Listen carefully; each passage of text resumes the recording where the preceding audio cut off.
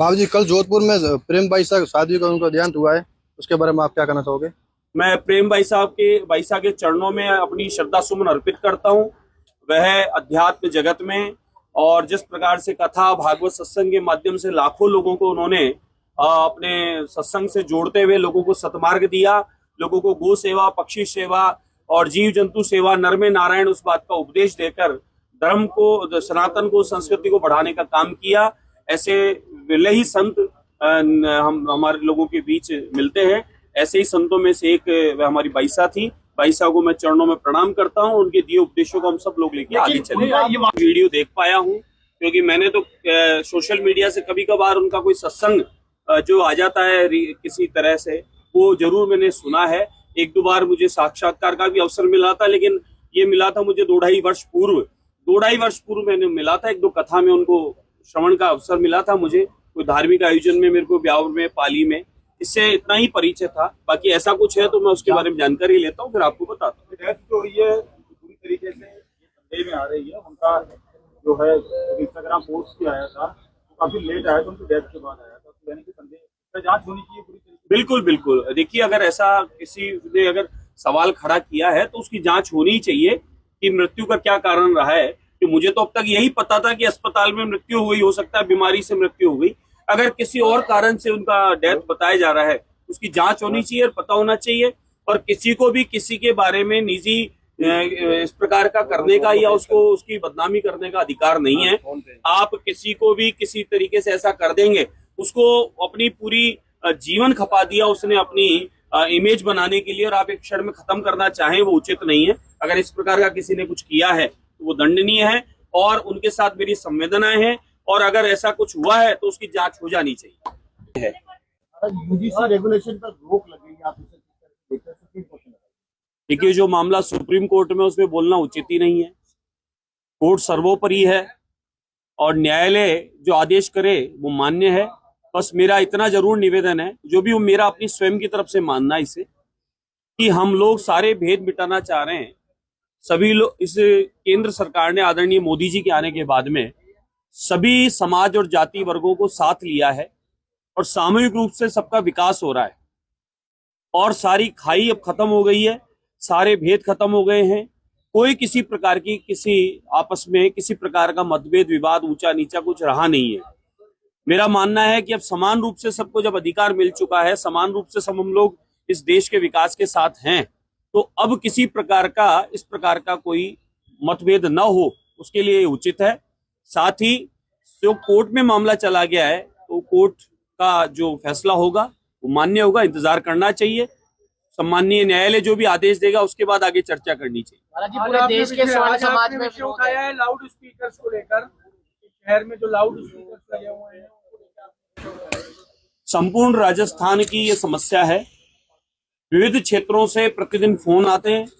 बहुत सारी माताओं बहनों के पत्र मेरी विधानसभा कार्यालय पे लिखे रखे हैं और उनका ये कहना है कि जो शहर में गिनती के लोग जो बच गए हैं, क्या हम लोग भी पलायन कर जाएं, क्या हम भी शहर छोड़कर चले जाएं, अन्यथा हमारे बच्चों की जो अध्ययन में बाधा आ रही है, जो बड़े बूढ़े बुजुर्ग बीमार पड़े हैं, या हम लोगों को 5 टाइम बिना हमारी मर्जी के हमें सुनना पड़ रहा है, वो हम सुनते रहें।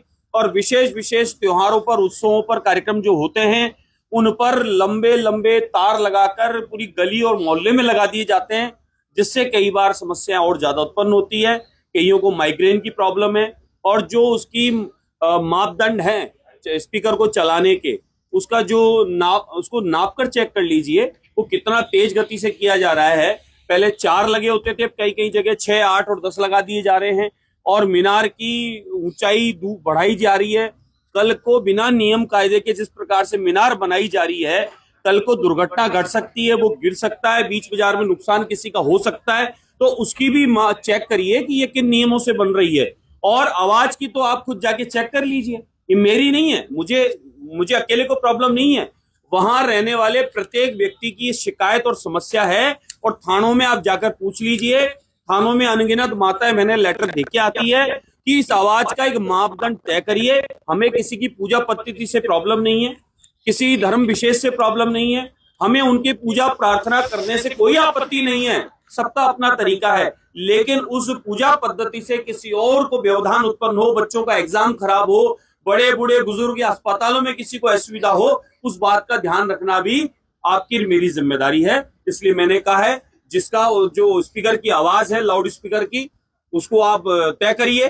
दिन में 5 टाइम आप जो उसको जो चलाते हैं उसकी नियम कायदा फॉलो करिए।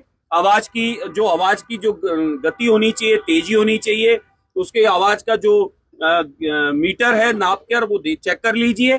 अगर उसकी आवाज जिस तरीके से बढ़ती जा रही है तो मानता हूं शहर में जो लोग रह रहे हैं वो और आगे तेज गति से जाएंगे, अशांति का वातावरण होगा और वो लोग शहर छोड़ देंगे। वो हमारे लिए ठीक नहीं है।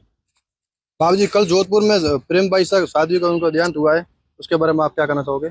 मैं प्रेम बाईसा के चरणों में अपनी श्रद्धा सुमन अर्पित करता हूं।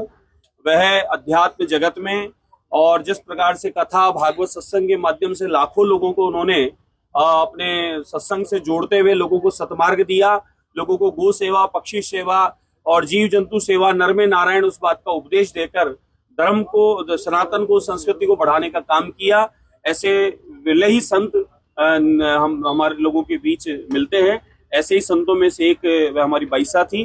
बाईसा को मैं चरणों में प्रणाम करता हूं। उनके दिए उपदेशों को हम सब लोग लेके आगे चलेंगे। ये वहाँ पे ये आरोप है कि वो एक fake, Maharaj ji, fake deep video photo viral कर दिया गया था उनके पिता के साथ, यही कारण उनकी जान देने की वजह रही है। वीडियो देख पाया हूं क्योंकि मैंने तो सोशल मीडिया से कभी कभार उनका कोई सत्संग जो आ जाता है किसी तरह से, वो जरूर मैंने सुना है।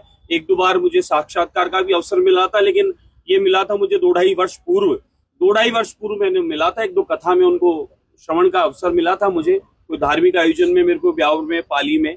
इससे इतना ही परिचय था। बाकी ऐसा कुछ है तो मैं उसके बारे में जानकारी लेता हूँ, फिर आपको बताता हूँ। डेथ जो हुई है पूरी तरीके से ये संदेह में आ रही है। उनका जो है इंस्टाग्राम पोस्ट भी आया था, तो काफी लेट आया था, उनकी डेथ के बाद आया था, तो यानी कि संदेह जांच होनी चाहिए पूरी तरीके से। बिल्कुल बिल्कुल। देखिए, अगर ऐसा किसी ने अगर सवाल खड़ा किया है तो उसकी जांच होनी चाहिए कि मृत्यु का क्या कारण रहा है। कि मुझे तो अब तक यही पता था कि अस्पताल में मृत्यु हुई, हो सकता है बीमारी से मृत्यु हो गई। अगर किसी और कारण से उनका डेथ बताया जा रहा है, उसकी जांच होनी चाहिए और पता होना चाहिए। और किसी को भी किसी के बारे में निजी इस प्रकार का करने का या उसकी बदनामी करने का अधिकार नहीं है। आप किसी को भी किसी तरीके से ऐसा कर देंगे, उसको अपनी पूरी जीवन खपा दिया उसने अपनी इमेज बनाने के लिए, और आप एक क्षण में खत्म करना चाहें, वो उचित नहीं है। अगर इस प्रकार का किसी ने कुछ किया है तो वो दंडनीय है और उनके साथ मेरी संवेदनाएं हैं। और अगर ऐसा कुछ हुआ है तो उसकी जांच हो जानी चाहिए।